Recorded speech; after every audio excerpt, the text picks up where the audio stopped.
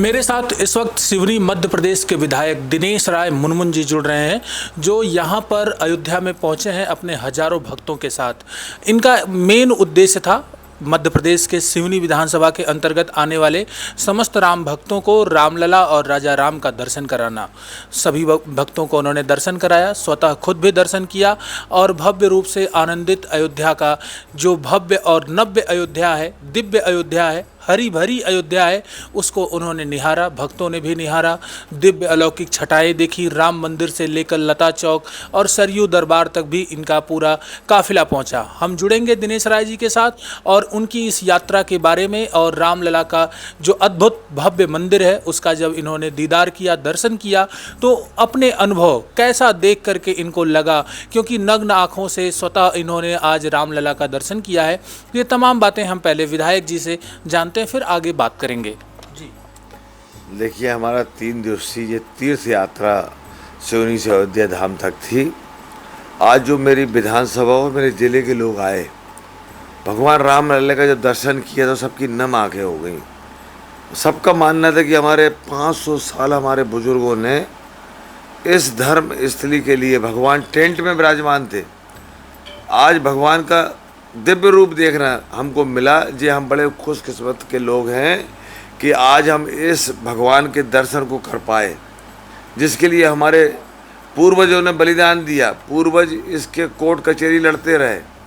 हमारे देश में जो जिस तरीके से हमारे भगवान जिनको हम लोग मानते हैं, हमारे आराध्य हैं, उनका जन्मस्थली में उनका स्थापना नहीं होना जे हम जैसे हिंदुओं के लिए बड़ा कलंकित करता था।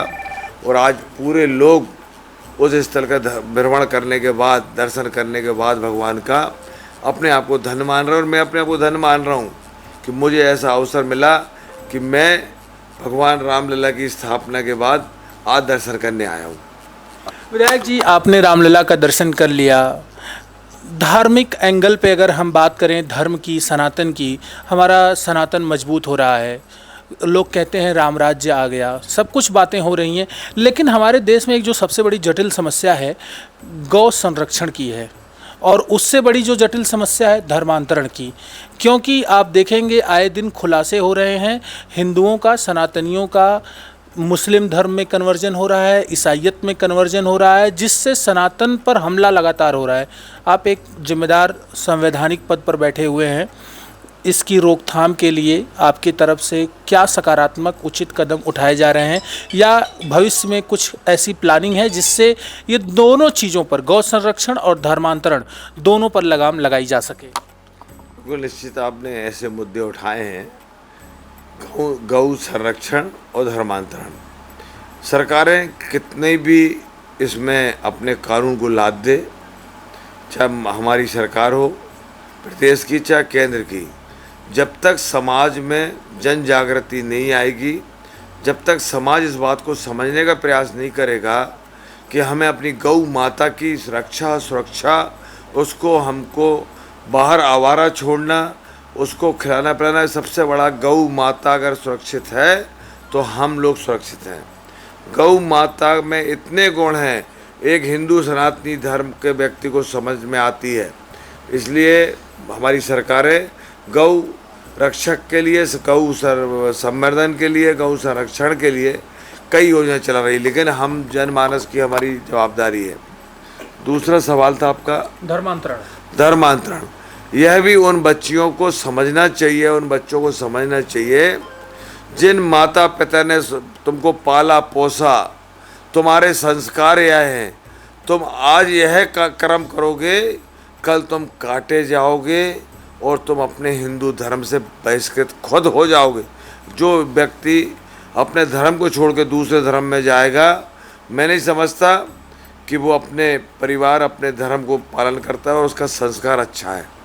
ऐसे कलंकित लोग जो हिंदू धर्म छोड़ के अन्य समाज में, अन्य धर्म में, जिनका आप समझ रहे होंगे जिनके बारे में बात कर रहा हूँ, वहाँ जाते हो, वो 1 साल 2 साल 3 साल के बाद आपका तलाक कर देते हैं। आपको समझना होगा कि आप उपयोगी वस्तु बन रहे हो। हिंदू धर्म में उन माता बहनों से निवेदन है कि आपकी कोई उस धर्म में गारंटी नहीं है। हिंदू धर्म में हम जानते हैं कि गारंटी है, संस्कार है। हमारे परिवार और हमारा पूरा समाज इस बात के लिए जवाबदेही होता है कि बेटी की अगर शादी हुई है तो उसका किसी भी प्रकार से तलाक न हो। अभी पिछले 15 दिन की बात हम करें तो देश के गृह मंत्री अमित शाह ने बिहार के सीतामढ़ी में जाकर के माता सीता के भव्य मंदिर के लिए भूमि पूजन किया। उसको लेकर के राजनीतिक बातें शुरू हो गई कि यह राजनीतिक एजेंडा है, तमाम चीज़ें हैं। तो कुछ सनातनी हिंदू धर्मावलंबी और जो धर्म प्रेमी बंधु हैं उनका भी कहना है कि नहीं, प्रभु राम का मंदिर बना तो माता सीता का भी मंदिर होना आवश्यक था। आप मध्य प्रदेश के प्रतिनिधि के रूप में अयोध्या आए हैं, तो आप किस रूप में देख रहे हैं? देखिए, जो व्यक्ति काम करता है, जो धर्म को आगे बढ़ाता है, जो राजनीति में काम करता है, कुछ लोग गिने चुने इस बात का विरोध करते हैं। और मैं तो मानता हूँ वो कायर मक्कार जिनमें क्षमता नहीं होती उस उपलब्धि के लिए काम करने की, वही विरोध करते हैं। जिनमें संस्कार नहीं है अपने माता पिता को तीरथ कराने की, अपने माता पिता की सुबह उठ के प्रणाम करने की, अपने माता पिता को 2 जून की रोटी कराने की, उनकी बीमारी का इलाज कराने की, वही मक्कार लोग इन बातों में उंगली उठाते हैं। क्या दिक्कत है? माता ने जन्म लिया, अरे आप माता सीता की जन्मस्थली की बात कर रहे हो? मैं तो कहता हूँ माता के पिता, उनकी भी अगर जन्मस्थली है और जाओ उनका घर है, उनके बारे में भी दशरथ जी के बारे में, लोगों के बारे में जानना होगा। अरे छोड़िए ना, कैकेयी के बारे में बताएं। ये सब चीज़ें हमारे हिंदू धर्म की चीज़ें हैं, ये हमारे सनातनी बच्चों को मालूम होना चाहिए। आज इस तरीके से लाइव जो जी रहे हैं, हम दो हमारे दो, वो भी नहीं बचे हैं।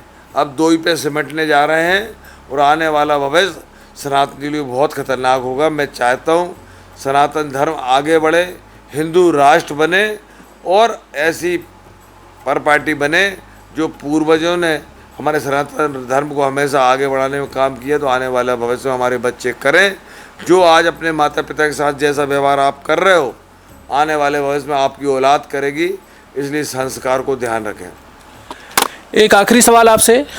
पूर्व मुख्यमंत्री मध्य प्रदेश के शिवराज सिंह चौहान जी अपनी लाडली बहना के लाडली भैया थे और मामा भी कहे जाते थे, तमाम धर्मप्रिय शासक के रूप में भी देखे जाते थे। आज डॉक्टर मोहन यादव जी हैं, उन्हें आप लोग किस रूप में देखते हैं? कैसे प्रतिनिधि के रूप में धर्मप्रिय बहनों के, भाइयों के, कैसा उनका है और आप क्या देखते हैं उनके बारे में? देखिए, माननीय पूर्व मुख्यमंत्री, वर्तमान में हमारे कृषि केंद्रीय मंत्री आदरणीय शिवराज सिंह चौहान जी ने लगभग 20 साल मध्य प्रदेश में मुख्यमंत्री के रूप में काम किया। कई क्षेत्रों में काम किया, सिर्फ एक लाडली बहना नहीं है, कई योजनाएं ऐसी लाई। आज वो लाडली बहना से हम कह सकते हैं उन बहनों का सम्मान बचा है, उनका जीवन स्तर उठा है। उसी योजना को हमारे लाडले मुख्यमंत्री मोहन यादव जी ने उसको और एक कदम आगे बढ़ाने का प्रयास किया है। आने वाली दिवाली में बहनों को 250 रुपये और बढ़ा के वो 1500 रुपये करने वाले हैं और लगभग 1500 रुपये के बाद अगले साल फिर 250 बढ़ाएंगे, 1750, फिर 250 बढ़ाएंगे 2000 और 2027 के बाद उस 28 में वो 3000 रुपये हमारी लाडली बहनों को देने जा रहे हैं। तो मैं कह सकता हूँ माननीय शिवराज सिंह चौहान जी ने जिस उम्मीदों से, जिस अपेक्षाओं से इस योजना को लाया है, उसको मोहन जी की सरकार, मोहन यादव जी हमारे मुख्यमंत्री जी, उसको और बढ़ाने का प्रयास कर रहे हैं।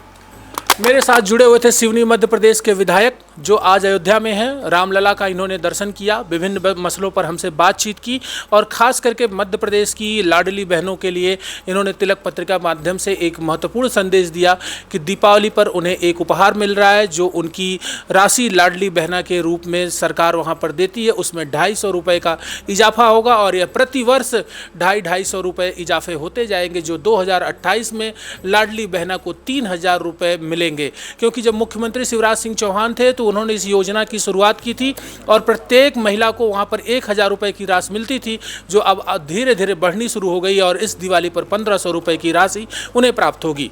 तिलक पत्रिका के लिए अयोध्या से मैं देवेश पांडे।